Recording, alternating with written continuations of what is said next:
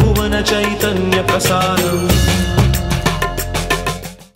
నమస్కారం, మన ధర్మం కార్యక్రమానికి స్వాగతం. ముందుగా ప్రేక్షకులకు భారత స్వాతంత్ర దినోత్సవ శుభాకాంక్షలు.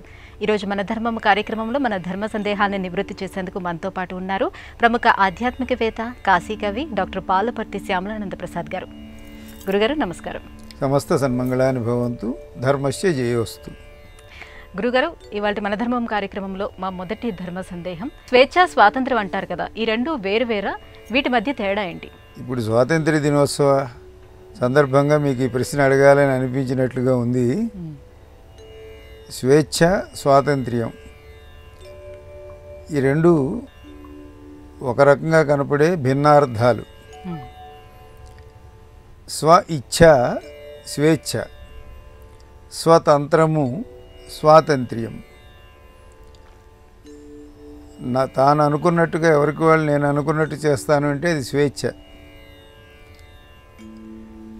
నా పరిపాలన, నా తంత్రమును నేను నడుపుతాను అనేటువంటిది స్వతంత్రము. కనుక ఎవరి ఇచ్ఛలు వాళ్ళకి చాలా ఉండొచ్చు, కానీ నిర్వహణ తంత్రం అనేటువంటిది అంటే పరిపాలన, ప్రభుత్వం. ఈ తంత్రము మనదై ఉండాలి, అయితే అది స్వతంత్రం అవుతుంది. స్వతంత్రం అనే పదం మీద నుంచి స్వాతంత్ర్యము అనేది పుడుతుంది. స్వ ఇచ్ఛ అనేది స్వేచ్ఛ అవుతుంది, అంటే తన యొక్క ఇష్టము, కోరిక. కనుక ఈ రెంటికి తేడా ఇప్పటికీ మీకు తెలిసి ఉంటుంది. స్వేచ్ఛ, స్వ ఇచ్ఛ, స్వతంత్రము, అదే స్వేచ్ఛ, స్వాతంత్ర్యం. కనుక మనం స్వాతంత్ర్యాన్ని పొందటం అనగా మొత్తం అంతా కూడా మన పరిపాలనలోకి రావటం, దేశం అంతా మన పరిపాలనలోకి రావటం, అది స్వతంత్రం. రావాలని అనుకోవటం, దాన్ని స్వేచ్ఛగా భావించడం, అది స్వేచ్ఛ. గురుగారు, ఇక మరో సందేహం, రామకోటి, శివకోటి, సాయికోటి అని ఇలాగా కోటి నామజపాలు రాస్తూ ఉంటారు కదా, దీనివల్ల ఏమైనా ఫలితం ఉంటుందంటారా? నామజపం చేయటం వల్ల ఎటువంటి ఫలితాలు ఉంటాయి? నామజపం చేయటం, నామలేఖనం చేయటం, ఈ రెండు ఉన్నాయి మీ మాటలో. నామజపం చేయటం అంటే నోటితో ఆ నామాన్ని అనుకోవటం. అనుకుంటూ రెండు చేతులు కనుక మోగించినట్లయితే అప్పుడు అది భజన అవుతుంది. ఆ నామాన్ని నోటితో చెప్పడం అవుతుంది.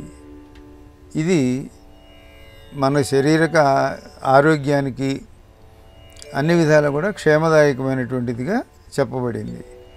కలౌ స్మరణాన్ ముక్తి. కలియుగంలో మనం హిమాలయాలకు వెళ్ళి 1000 ఏళ్ళు 100 ఏళ్ళు తపస్సులు చేయకపోయినా, అలాగపోతే 40 రోజులు యజ్ఞాలు యాగాలు చేయలేకపోయినా, కేవలం నామస్మరణతోటే ముక్తి లభిస్తుంది.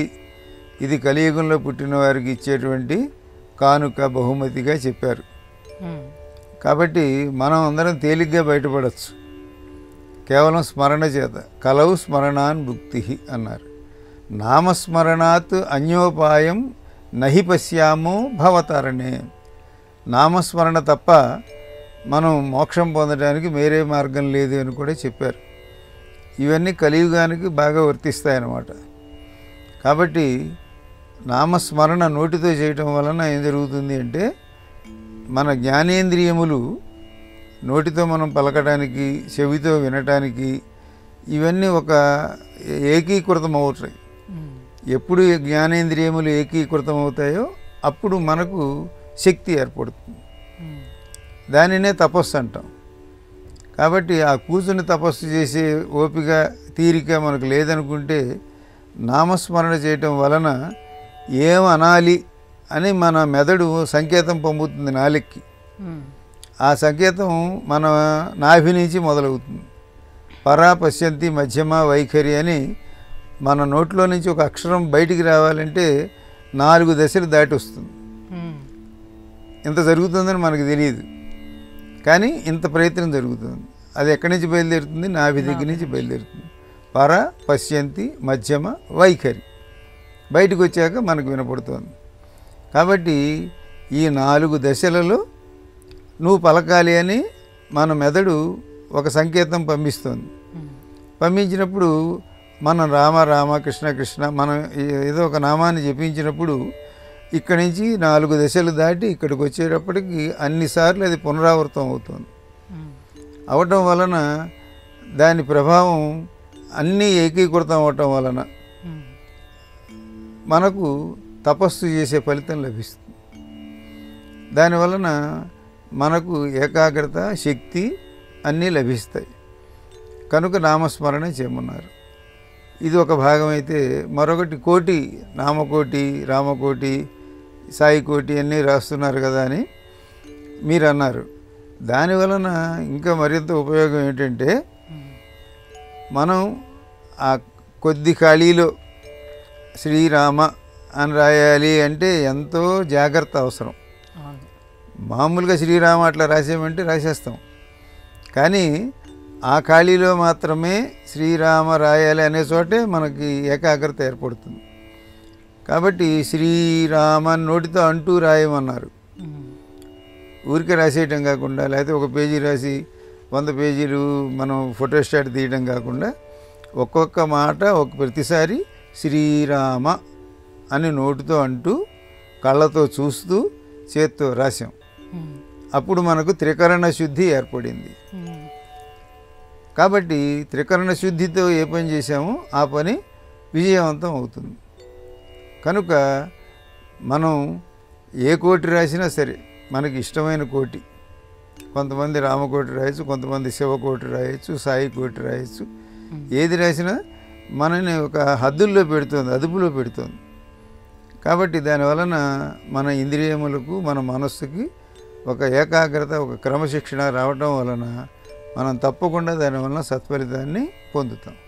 కనుక అది మంచి పనే కానీ ఊరికే కాలక్షేపం పని మాత్రం కాదు. గురువుగారు, ప్రాయశ్చిత్తాన్ని అనేక రకాలుగా చెప్తూ ఉంటారు. వీటిలో జీవ ప్రాయశ్చిత్తం అంటే ఏంటి? జీవ ప్రాయశ్చిత్తం అనేటువంటి దానిని ధూర్జటి మహాకవి కాళహస్తీశ్వర మహాత్మ్యంలో, కాళహస్తీశ్వర శతకంలో చెప్పాడు. అంటే కొంతమందికి నా తర్వాత నా వారసులు నాకు కర్మ చేస్తారో లేదో అని సందేహపడుతూ ఉంటారు. కొంతమంది లేని వాళ్ళు ఉంటారు, నాకు పిల్లలు లేరు కాబట్టి నాకు ఎవరు తలకూరు ఎవరు పెడతారు, కర్మ ఎవరు చేస్తారు అని. ఇంకొంతమందికి వాళ్ళు ఉన్నవాళ్ళు మాత్రం ఆ వేళకి వస్తారో పెడతారో లేదు అనే సందేహంతో గయకు పోయి అక్కడ జీవప్రాయశ్చిత్తం చేసుకుంటారు. జీవశ్రార్థం అంటారు దాన్ని. అంటే మనం బతికుండగానే మన శ్రార్థం మనమే పెట్టేసుకోవటం. అంటే దాంతో ఏమిటి అర్థం? భౌతికత నుంచి మనం వేరుపడినాం. ఎప్పుడైతే మనకు మనం శ్రార్థం పెట్టుకున్నామో ఇంకా మనకి వేరుపడిపోయినట్టు, అంటే శరీరంతో వేరుపడి శరీరం. కాబట్టి ఇంకా వీడి శత్రువు అని, వీడి మిత్రుడని, వీడి కొడుకని, భార్య అని ఇటువంటివి ఏమీ నీకు గుర్తుండకూడదు. బంధాలతో బంధాలన్నింటినీ తెంచుకోవాలి. జ్వరం వచ్చింది, చస్తానా బతుకుతానా ఇటువంటి సందేహాలు ఏమీ ఉండకూడదు. ఎందుకంటే నువ్వు జీవప్రాయశ్చిత్తం, జీవశ్రార్థం అయిపోయింది. అందుకే నాకు తెలిసి ఒక ఆయన సన్యాసం తీసుకున్నారు. అంతకుముందు ఉద్యోగం చేశారు ఆయన. ఆయనకి పెన్షన్ వస్తుంది. ఆయన పెన్షన్ రిజెక్ట్ చేశారు. నేను సన్యాసం అంటే నా బతుకు అయిపోయింది అంతటితోటి, ఇప్పుడు నేను వేరే, కనుక నేను ఆ ఉద్యోగం చేసిన ఆ వ్యక్తిని కాదు, కాబట్టి ఇప్పుడు నాకు పెన్షన్ అక్కర్లేదు అని ఆయన బతికే ఉన్నారు. కానీ ఆయన పెన్షను, సన్యాసం అనేది వేరే ఆశ్రమం, ఇది మరొక జన్మ. నేను కిందటి జన్మలో ఉద్యోగం చేసింది అప్పటికీ సరిపోయింది, ఈ జన్మకు నాకు అక్కర్లేదు అని అటువంటి స్థితి కావాలి. జీవప్రాయశ్చిత్తం, జీవశ్రార్థం చేసుకున్నా కూడా మళ్ళీ భార్యాబిడ్డలని కష్టాల సుఖాలను పాకులాడుతూ ఉంటాను నేను, నన్ను కాపాడవయ్యా కాళహస్తీశ్వర అని దూర్జేటి మనందరి పక్షాన చెప్పాడు. కాబట్టి మనం జీవశ్రార్థం పెట్టుకొచ్చేసామని సరదాగా డబ్బులు పెట్టి చేయించుకురావడం కాకుండా దాని ప్రయోజనాన్ని తెలుసుకోవాలి, ఆచరణలో పెట్టాలి. అప్పుడే దాని వలన ప్రయోజనం ఉంటుంది, లేకపోతే ఒక వేడుకగా చేసినట్లుగా ఉంటుంది. గురుగారు, లంకలో అశోకవనంలో ఉన్నటువంటి సీత జాడను హనుమంతుడు కనిపెట్టాడు. అంటే హనుమంతుడు లేకపోతే శ్రీరాముడికి సీత జాడ తెలిసి ఉండేది కాదా? ఇది కూడా చాలా చమత్కారమైన ప్రశ్న. జరిగిపోయిన రామాయణాన్ని ఇంకో రకంగా జరిగితే ఎట్లా ఉంటుంది, ఇట్లా జరిగితే ఎట్లా ఉంటుంది అనేది ఇవన్నీ యువతరంలో కలిగే ఒక రకమైన చమత్కారాలు.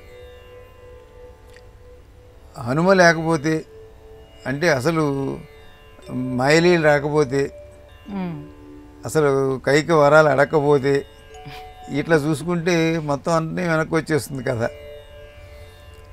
మరి హనుమ ఈశ్వరుని యొక్క అవతారం. శివకేశవులు ఇద్దరూ చేయదలుచుకున్నది దుష్ట శిక్షణ.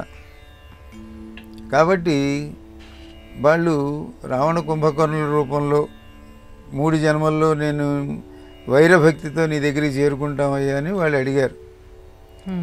జయ విజయులు అడిగిన కథ వలన కదా వీళ్ళు ఈ రూపాలు వచ్చాయి. వీడు హిరణ్యాక్ష హిరణ్యకశిపులు కానీ, రావణ కుంభకర్ణులు కానీ, శిశుపాల దంతభక్తులు కానీ, వీళ్ళ కోసం వీళ్ళు మళ్ళీ అవతారాలు ఎత్తాల్సి వచ్చింది. విష్ణుమూర్తి అవతారాలు, ఇది రకరకాల అవతారాలతోటి వాళ్ళు కోరుకున్నది ఏమిటంటే, నీ మీద శత్రుత్వంతో మేము 3 జన్మలు, నీ మైత్రితో, నీ మీద భక్తితో 7 జన్మలు, ఏది కావాలో కోరుకోండి అంటే మాకు 3 జన్మలే అన్నారు వాళ్ళు. కాబట్టి ఆ సందర్భంలో జరిగిన కథ ఇది. కనుక లోకంలో దుష్ట శిక్షణ జరగటం కోసం విష్ణుమూర్తి బయలుదేరితే వెంటనే శివుడు కూడా తోడుగా వస్తాడు ఆయనకి అని మనకు అనేక కథలు. మహాభారతంలో కూడా కృష్ణుడు బయట యుద్ధరంగంలో పగలు కనిపిస్తాడు, రాత్రి కురుక్షేత్రంలో శివుడు తిరుగుతూ ఉంటాడు. కాబట్టి అది వాళ్ళిద్దరూ ఒక ఉమ్మడి వ్యాపారంగా చేస్తూ ఉంటారన్నమాట ఈ దుష్ట శిక్షణ అనే దానికోసం. అట్లా హనుమ ఈశ్వర అవతారం కనుక ఆయన రాకపోతే ఏం జరుగుతుంది అనేది ఇదంతా కూడా దాన్ని ఏమంటారంటే ఇది ఒక ఊహాత్మకమైన ప్రశ్న. ఇటువంటివి చెబుతూ ఉంటారే ఇప్పుడు జరిగే ఇంటర్వ్యూల్లో వాటిల్లో. ఆ విధంగా హనుమ తప్పకుండా విష్ణుమూర్తికి సహాయంగా ఈశ్వరుడు వచ్చాడు కాబట్టే హనుమకు మాత్రమే దక్షిణ దిక్కు ఇచ్చారు, హనుమకు మాత్రమే అంగుళీకం ఇచ్చారు. ఇంకా ఎంతోమంది ఉన్నారు కదా, అంగదుడు ఉన్నాడు కదా, ఇంకా ప్రధానమైన వాళ్ళు ఉన్నారు కదా, వాళ్ళందరికీ ఎందుకు ఇవ్వలేదు, హనుమకి ఎందుకు ఇచ్చారు? కాబట్టి ఇదంతా వాళ్ళకు ఉన్నటువంటి ఒక ఆంతరంగికమైన ఒప్పందం.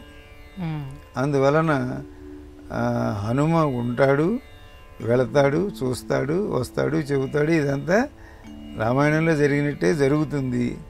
జరగకపోతే ఏమవుతుంది అనేది ఒక కొత్త సినిమా ఏమన్నా తీయదలుచుకుంటే దాన్ని బట్టి మీరు తీయండి.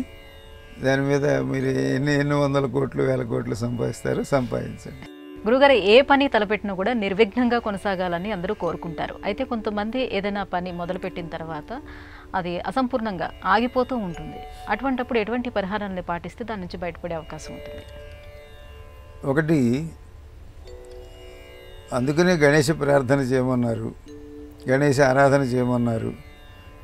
దేవతలు రాక్షసులు క్షీరసాగర మథనం చేద్దామని ఇద్దరు శత్రువులయ్యిండు కూడా ఒక ప్రయోజనం కోసమని వాళ్ళు ఒక కూటమిగా ఏర్పడ్డారు.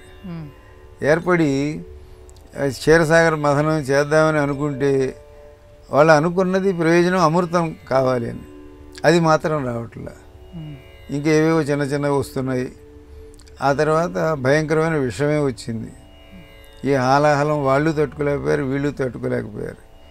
ఇంత ఘోరంగా ఎందుకు జరుగుతుంది దీనికి అంటే గణపతి ఆరాధన, విఘ్నేశ ఆరాధన చేయకపోవటం వలన అని. అప్పుడు విఘ్నేశార్చన ఆరాధన చేసిన తర్వాత వాళ్ళ ప్రయోజనం నెరవేరింది అన్నారు. కాబట్టి వాళ్ళు క్షీరసాగర మథనం చేసి మొదలుపెట్టి చివరిదాకా చేసేదంతా అర్ధాంతరంగా జరిగింది.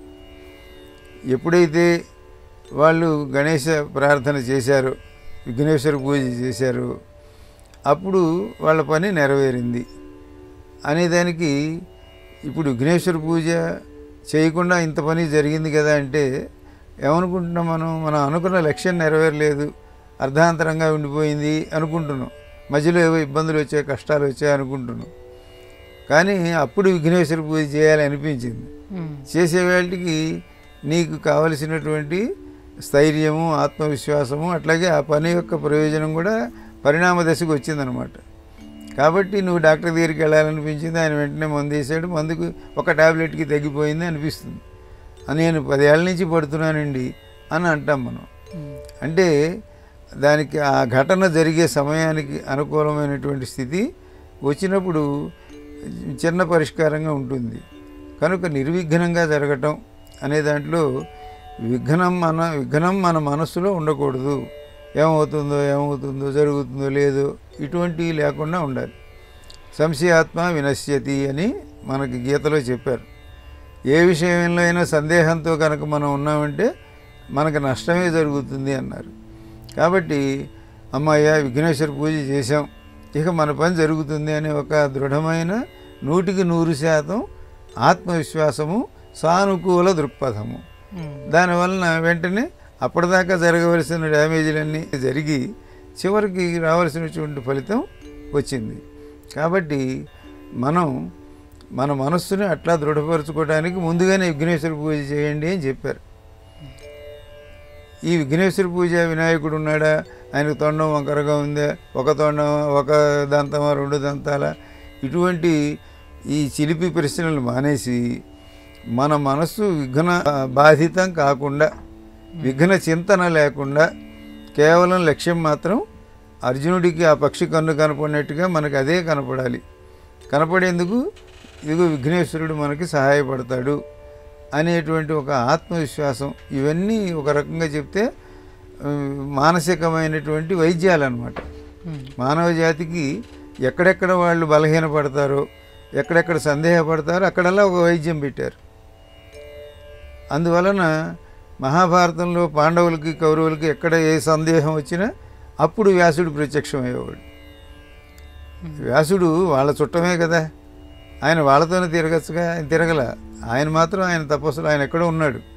వీళ్ళు నిజంగా తీర్చుకోలేని ప్రాణం మీదకి వచ్చిన సందేహం వస్తే అప్పుడు వచ్చేసేవాడు, మళ్ళీ వెళ్ళిపోయేవాడు. కాబట్టి అట్లా మనని మనం సంస్కరించుకోవడానికి మన హిందూ ధర్మం మనకు అందించినటువంటి ఉత్తమమైన మార్గాలు ఇటువంటివి. కాబట్టి తప్పకుండా మన మనస్సులో ఉండేటువంటి సందేహములను విచ్ఛిన్నం చేసుకుని మనం ఉత్తమమైనటువంటి ఫలితాలు పొందటం కోసం, నిర్విఘ్న పరిసమాప్తి కోసం, అటువంటి దృఢ చిత్తాన్ని పొందటానికి ఆయనకు ఒక దేవుడు విఘ్నేశ్వరుడు, ఆయన పూజ చేయకపోతే ఇబ్బందులు రావటం, ఇవన్నీ పెట్టి వాటి నుంచి నీ మనస్సుని చెదిరిపోయేదాన్ని చక్కగా సూటిగా చేసి పెట్టడం అనేదాన్ని చేసి పెట్టారు మన మహర్షులు. వారికి నమస్కారం. శక్తి స్వరూపాలలో మానసాదేవి యొక్క ప్రత్యేకత ఏంటి? పురాణాలలో మానసాదేవి ప్రస్తావన అనేది ఉందా?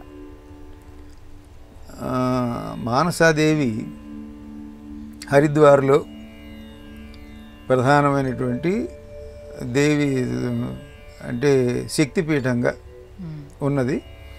ఇంకా హరిద్వార్లో ఆ పక్కనే మరొక 2 శక్తిపీఠాలు ఉండటం, అలాగే దేశంలో కూడా చాలా చోట్ల ఇప్పుడు మానసాదేవి ఆలయాలు ఉన్నాయి. మనకు కూడా మన తెలుగు రాష్ట్రాలు 2 పెద్ద పెద్ద మానసాదేవి ఆలయాలు ఉన్నాయి. ఈ మానసాదేవి మనకు ఈశ్వరుని యొక్క కుమార్తెగా చెప్పబడుతుంది. శివుని యొక్క మనస్సు నుంచి పుట్టింది కాబట్టి సంకల్పంగా మానసాదేవి అనే పేరుతోటి. ఈ మానసాదేవి సుబ్రహ్మణ్యేశ్వర స్వామి ఈశ్వరుని పుత్రుడు, ఆయన నాగదోషాల నుంచి పోగొడతాడు. కాబట్టి మగపిల్లాడైనా ఆడపిల్ల మాత్రం చేయకూడదా అని మానసాదేవిగా ఈమె పుట్టి ఈమె నాగదోషాలు పోగొడుతుంది. కాబట్టి మనకు ఏ రకమైన కుజదోషాలు, నాగదోషాలు, సర్పదోషాలు ఇవి ఏ ఉన్నప్పటికీ వీటిని పోగొట్టడానికి మానసాదేవి ఆలయానికి అందరూ వెళ్ళి అక్కడ మొక్కులు చెల్లించడం, అలాగే అక్కడ ఉయ్యాలలు కట్టడం, ఇటువంటి పనులన్నీ చేస్తూ ఉంటారు. కనుక మానసాదేవి ఎక్కడ ఏ పురాణంలో చెప్పారు, ఏ వేదంలో చెప్పారు అనేవి కొన్ని చోట్ల క్షేత్ర మహాత్మ్యాలే తప్ప ఇది స్కాంద పురాణంలో ఉంది, ఇంకో పురాణంలో ఉంది అని కూడా ఉంటాయి. కానీ అంతవరకు మనం వాటిని ఎందు ఒక విశ్వాసంతో నమ్మకంతో ఉండాలి, కానీ అంతకంటే లోతుగా వెళ్ళకూడదు. కొన్ని క్షేత్ర మహాత్మ్యాలు ప్రతి పల్లెటూరులోనూ ఈ గుడికి శంకరాచార్యుల వారు వచ్చారు అని చెప్పుకుంటారు వాళ్ళు. ఆ రోజుల్లో శంకరాచార్యుల వారు నడిచి ఆ ఊరికి వెళ్ళడానికి తగిన వాతావరణం ఉందా లేదా, వెళ్ళగలిగారా లేదా అనేది మనం అనుకోకుండా ఆ గుడి యొక్క మహిమ శక్తిని, దాని గురించి శంకరాచార్య స్వామి వారు వచ్చారనే దాంతో సానుకూల దృక్పథంతో చేయాలి తప్ప ఆయన ఇక్కడికి వచ్చి ఉంటారా, ఎట్లా వచ్చి ఉంటారు, ఇటువంటి ఆలోచనలు లేకుండా ఉండాలి. అదేవిధంగా మానసాదేవి యొక్క అర్చన పూజ ఈ నాగదోషములు పోగొట్టేటువంటి స్త్రీమూర్తి. ఎందుకంటే ఎక్కువ నాగదోషాలు కూడా స్త్రీలకు వస్తాయి. వాళ్ళకి అంటే ఈ సంతానోత్పత్తి వ్యవస్థలో కానీ ఇటువంటివి ఈ దుఃఖాలన్నీ, ఈ బాధలన్నిటి కూడా వాళ్ళకి ఒక మన సాటి అమ్మవారి దేవత. మామూలుగా సుబ్రహ్మణ్య స్వామిని ఆరాధించడం కాకుండా ఈమె మన దోషాలకు ఈమెతో చెప్పుకుంటాం, అంటే ఒక లేడీ డాక్టర్ దగ్గరికి వెళ్ళినట్టు. కాబట్టి ఆ మనసు విప్పి ఆవిడతో చెప్పుకోవడానికి మన దుఃఖం ఏమిటో, అనారోగ్యం, ఇవన్నీ ఇత్యాది కారణాలతోటి మానసాదేవి చాలా ప్రసిద్ధమైన. పైగా అక్కడికి వెళ్ళటానికి కూడా నడిచి వెళ్ళటం కుదరదు, అక్కడ మళ్ళీ రోప్ వే, అంత అది అనేక ప్రత్యేకతలు ఉన్నాయి అక్కడ. అందుకనే అది అక్కడికి వెళ్ళటం అనేది ఒక విశేషం. ఈ విధంగా నాగదోషాలను పోగొట్టేటువంటి సర్పదోష శాంతి మొదలైన వాటికి చేయటం ఒకటి, శివుని యొక్క మనస్సు నుంచి పుట్టడం అనేది ఇత్యాది కారణాలతో ఒకటి. మరొకటి జానపద కథ కూడా ఒకటి ఉన్నది. అంటే అది ఒక గిరిజన ప్రాంతానికి చెందినటువంటి ఒక అడవి, కొండలో ఉండేటువంటి అక్కడ ఏర్పడిన రూపం. అట్లాంటివి కూడా మనకి చాలా చోట్ల ఏర్పడుతూ ఉంటాయి. ఆ గ్రామంలో ఒక ఆమె ఎవరో శరీరాన్ని త్యాగం చేసినప్పుడు ఆవిడ ఒక పేరెంటాలుగా మారిందని, ఆవిడ ఒక గ్రామదేవతగా మారిందని, ఆవిడే అమ్మవారి రూపం అని పెద్ద ప్రసిద్ధి చెందుతూ ఉంటారు. ఇప్పుడు తిరుపతమ్మ తల్లి అని తిరుపతమ్మ ఆలయం ఉంటుంది అనుకోండి. ఆ తిరుపతమ్మ ఆ ఊళ్ళో ఉండి ఒక అత్తగారు కోడలు వాళ్ళకి ఏదో గొడవలు రావడం, ఈవిడ పోవటం, ఇటువంటివి కన్యకా పరమేశ్వరి కథలు, ఇటువంటివన్నీ కూడా అమ్మవారి యొక్క శక్తి వారిలోకి ఉన్నట్లుగా వారికి ఆరాధన పూజలు జరుగుతూ ఉండటం ఇవన్నీ జరుగుతాయి. కాబట్టి ఆ అమ్మ యొక్క రూపం, శక్తి ఈ విధంగా వచ్చిందని అక్కడ ఒక గిరిజన యువతి చేసినటువంటి కథే ఇక మానసాదేవి కథగా కూడా చెబుతూ ఉంటారు. కనుక అట్లా స్థానికంగా ఏర్పడినటువంటి, అంటే గ్రామదేవతలాగాను ఈశ్వరుని మనస్సు నుంచి పుట్టినటువంటి ఆయన కుమార్తెగాను సర్పదోషాలు పోగొట్టే విధంగాను ఇవన్నీ రకాలైన ప్రత్యేకతలు ఉన్నాయి మానసాదేవి యొక్క కథలో. గురుగారు, శ్రీ మహావిష్ణువుకు దశావతారాలు ఉన్నట్లే శివుడికి కూడా దశావతారాలు ఉన్నాయా? శ్రీ మహావిష్ణువుకి దశావతారాలు ఉన్నాయి అని మనకి గట్టిగా తెలుసు అని అనుకుంటాం మనం. కానీ భాగవతంలో 21 అవతారాలు చెప్పబడ్డాయి, 21 అవతారాలు చెప్పబడ్డాయి. వ్యాస భగవానుడు ఆయన కూడా విష్ణుమూర్తి ఒక అవతారం అని చెప్పబడ్డారు. అంటే అందరికీ సాహిత్యాన్ని అందించడం ద్వారా అందుకోసం పుట్టాడు ఆయన అని. ఇట్లా మనకి ఖచ్చితంగా తెలిసినవన్నీ మత్స్య కూర్మవర హస్య నారసింహస్య ఇవి చెప్పుకుని ఈ 10 అనుకుంటాం మనం. ఇవి కాక 21 ఇప్పటికే అయిపోయాయి. ఇంకా కలికి ఎక్కడో పుడతాడు వస్తాడు అనేది కాకుండా ఇప్పటికే 21 సిద్ధమై ఉన్నాయనుకోండి. అట్లాగే శివుడికి ఏమి అవతారాలు లేవా అంటే శివుడికి అవతారాలు ఉన్నాయి, ఆయనకి ఇంకా ఎక్కువ ఉన్నాయి అని చెబుతూ ఉంటారు. ఆయనకి 19-20 అవతారాలు ఈశ్వరుడికి కూడా ఉన్నాయని. ఆయన సతీదేవి మీదకి ఆవిడకి కోపం వచ్చి ఆవిడ దహనం అయినప్పుడు వెంటనే ఆయన ఈశ్వరుడికి కోపం వచ్చింది. ఆ కోపం జుట్టు పీకాడు, కింద పడింది, వీరభద్రుడు పుట్టాడు. వీరభద్రుడు ఒక అవతారం. ఇట్లా ఈశ్వరుడి యొక్క భిన్న భిన్న అవతారాలు ఆయా సందర్భాల్లో. శరభ మృగంగా ఆయన పుట్టాడు.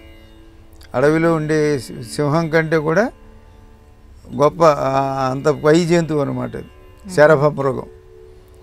మనకి సింహం అన్న కనిపిస్తుంది కానీ శరభం కనపడదు. కానీ పురాణాల్లో వర్ణించబడిన మృగం శరభ మృగం. శరభ మృగం ఎవరంటే ఈశ్వరుడు. అందుకని శివభక్తులందరూ శరభ శరభ అశరభ శరభ దశరభ శరభ అని శివస్మరణ చేస్తారు. అంటే అక్కడ ఈ నరసింహస్వామిలాగా ఆయన శరభ.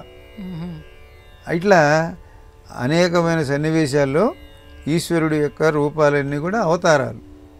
కాబట్టి దుష్ట శిక్షణ కోసం, శిష్ట రక్షణ కోసం భక్తుల యందుండే వాత్సల్యంతో ఈశ్వరుడు కూడా అనేక అవతారములు ఎత్తాడు. కనుక విష్ణు అవతారములు, శివావతారములు ఉన్నాయి. శివకేశవులు ఇద్దరు మన క్షేమం కోసం అనేక కష్టాలు పడ్డారని అనుకుందాం. లేకపోతే ఎక్కడో హాయిగా వైకుంఠంలో శేషశయనుడే ఉండకుండా నీళ్ళల్లో చేపలాగా, బురదలో పందిలాగా ఎందుకు ఆయనకి కష్టాలన్నీ అంటే మన కోసం. కాబట్టి ఆ విధంగా శివకేశవులు ఇద్దరు మనం రక్షింతురుగాక. గురుగారు, ఇవాటి మన ధర్మం కార్యక్రమంలో మాకు వచ్చినటువంటి ఈ ధర్మ సందేహాలన్నీ కూడా నివృత్తి చేసినందుకు ధన్యవాదాలండి. సమస్త సన్మంగళానుభవంతు. ధర్మస్య జయోస్తు. ఇది ఇవాల్టి మన ధర్మం కార్యక్రమం. రేపటి మన ధర్మం కార్యక్రమంలో మళ్ళీ కలుసుకుందాం. నమస్కారం. ఈ కార్యక్రమాన్ని తిరిగి చూడాలనుకుంటే www.youtube.com/ETV Life Spiritual లో చూడవచ్చు.